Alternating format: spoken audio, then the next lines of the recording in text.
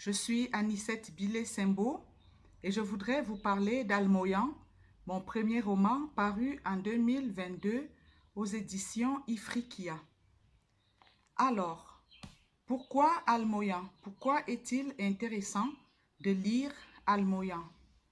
Il peut être intéressant de lire Almoyan parce que c'est un roman qui parle de nous. Il parle de nos villes, il parle de nos vies, il parle de nos rencontres, de nos appréhensions lorsque nous rencontrons des inconnus. Il parle de la jeunesse. Il pose la jeunesse au cœur même de son intrigue. Et nous suivons Joël Nima, Almoyan, Jeff et Clark à travers les rues d'une ville imaginaire mais qui peut ressembler parmi les un détour à notre ville que nous connaissons très bien. Maintenant, notre ville, c'est quelle ville? Ça peut être toutes les villes en même temps, toutes les villes africaines qui ont tant de points communs. Dans ce roman, on va questionner la place des grands immeubles, ces grands immeubles qui attirent tant de foules. Tous les jours, on voit des foules immenses entrer, peut-être pas entrer, chercher à entrer, de toute façon se dirigeant ou revenant de ces grands immeubles qui ont fini par devenir des destinations principales dans nos villes. Que vont-ils chercher? Y trouvent-ils ce qu'ils vont chercher tous les matins? Pourquoi reviennent-ils inlassablement? Voilà. Donc, avec ce roman Almoyan, on va questionner aussi cette symbolique-là et ces lieux porteurs d'espoir où se ruent des populations. Ce qui est intéressant dans ce roman, c'est qu'on part d'un de ces grands immeubles, justement, pour aller à travers une ville, là encore imaginaire, mais qui ressemble par plus d'un point à nos villes que nous connaissons. Alors, on sort donc d'un grand immeuble pour trouver des solutions ailleurs. C'est donc un message d'espoir, un livre optimiste qui fait euh, triompher la jeunesse.